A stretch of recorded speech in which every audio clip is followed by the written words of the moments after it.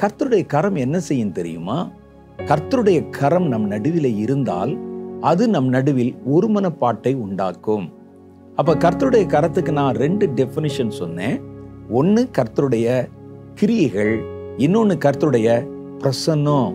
கர்த்தருடைய கரம் நீட்டப்படுகிறது, கர்த்தருடைய கரம் இறங்கி வருகிறது, கர்த்தருடைய கரம் தலையின் மேல் அமர்ந்தது. இதெல்லாம் பிரசன்னத்தை பற்றி சொல்லுகிறது. அப்ப கர்த்தருடைய கரம் ஒருமனப்பாட்டை உண்டாக்குகிறது. ஒரு சபையின் மேலே கர்த்தருடைய கரம் இருந்தால் அந்த சபையில ஒருமனப்பாடு இருக்கும். ஒரு குடும்பத்தின் மேலே கர்த்தருடைய கரம் இருந்தால் அந்த குடும்பத்திலே ஒருமனப்பாடு இருக்கும். ஒரு மனிதன் மேலே கர்த்தருடைய கரம் இருந்தால் அவன் ஒருமனப்பட்டவனாக இருப்பான். சில ஆட்க பாருங்க, யாரோடையும் சேர மாட்டாங்க, எங்க போனாலும் சண்டை, ஒருமனப்பாட்டை கொலைச்சு இது சரியில்லை அது சரியில்லைன்னு சொல்லி யாரோடையும் ஒருமனப்பட மாட்டாங்க. கர்த்தருடைய கரம் ஒருவனிடத்தில் அமர்ந்தால் அவன் ஒருமனப்படுகிறவனாக இருப்பான், ஒருமனப்படுத்துகிறவனாக இருப்பான். அதான் முக்கியம். கர்த்தருடைய கரம் மனிதர்களுடைய மனங்களையும் மனிதர்களையும் ஒருமனப்படுத்துகிறது. அது ரொம்ப முக்கியம். 2 நாளாகம புஸ்தகம் 30வது அதிகாரம் 12வது வசனத்துல ஒரு வசனம் சொல்லுது பாருங்க. யூதாவிலும் கர்த்தருடைய வார்த்தையின் படியை ராஜாவும் பிரபுக்களும் கட்டளையிட்ட பிரகாரம் செய்கிறதற்கு தேவனுடைய கரம் அவர்களை ஒருமனப்படுத்திற்று. இஸ்ரவேல் தேசம் 2ஆ பிரிஞ்சு போச்சு.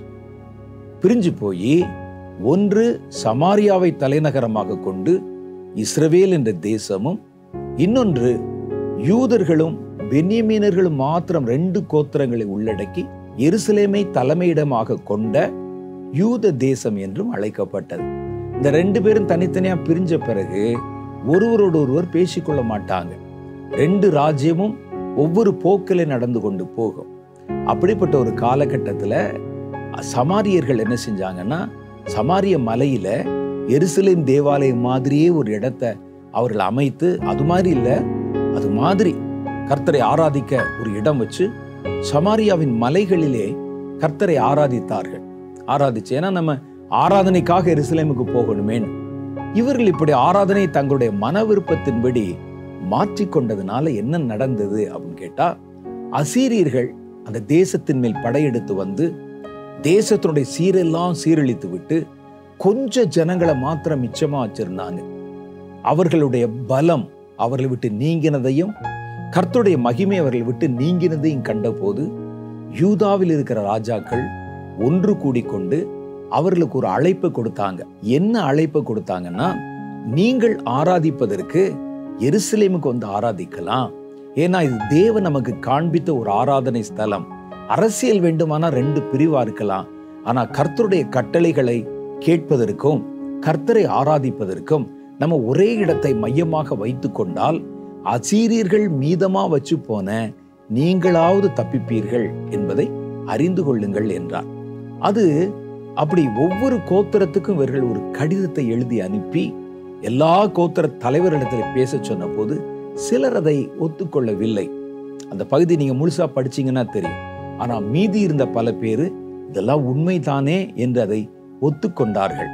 அவர்கள் சில இடங்களை அனுப்பி அந்த ஜனங்கள் அதோடு கூட சேர்ந்து வந்த போது அவர்கள் கர்த்தரை ஆராதிக்கும்படிக்கு ஒருமனப்பட்டாங்க. அரசியல் வேண்டுமானால் வேறு வேறையா இருக்கலாம், கர்த்தரை ஆராதிக்கவும் தேவனை தொழுது கொள்ளவும் நம்ம ஒரே இடத்துல ஆராதிக்கலாம் என்று சொல்லி ஒருமனப்பட்டார்கள். இது வெளியே பார்க்கும்போது ராஜாக்களும் பிரபுக்களும் கடிதம் அனுப்பி அவர்கள் ஒருமனப்பட்ட மாதிரி தோன்றும். ஆனா வசனம் சொல்லுகிறது, அவர்களை கட்டளைகளை ஏற்று நடக்கும்படி கர்த்தருடைய கரம் ஒருமனப்படுத்திற்றாம். அதைத்தான் இந்த இடத்துல சொல்றாங்க. யூதாவிலும் கர்த்தருடைய வார்த்தையின்படியே ராஜாவும் பிரபுக்களும் கட்டளையிட்ட பிரகாரம் செய்கிறதற்கு தேவனுடைய கரம் அவர்களை ஒருமனப்படுத்திற்று. அப்ப கர்த்தருடைய கரம் நம்ம சபையின் மேல அமரணும். அப்ப சபையிலே ஒருமனப்பாடு உண்டாகும். வேதம் சொல்லுது, கர்த்தருடைய கரம் ஒரு சபையின் மேலே அமர்ந்தால் இந்த சபையிலே ஒருமனப்பாடு உண்டாகும். கர்த்தருடைய கரத்துடைய விசேஷத்த குணாதிசயம் ஒருமனப்பாட்டை உண்டாக்குவது. கர்த்தருடைய கரம் ஒரு குடும்பத்தின் மேல இருந்தா அந்த குடும்பத்துல ஒருமனப்பாடு உண்டாகும். கர்த்தருடைய கரம் விலக ஆரம்பித்தா தான் குடும்பங்களுக்குள்ளே பிளவு, சபைகளுக்குள்ளே பிரிவினை உண்டாக்கும். அதனால வேதம் சொல்லுது, தேவனுடைய கரம் நம்மை ஒருமனப்படுத்துகிறது.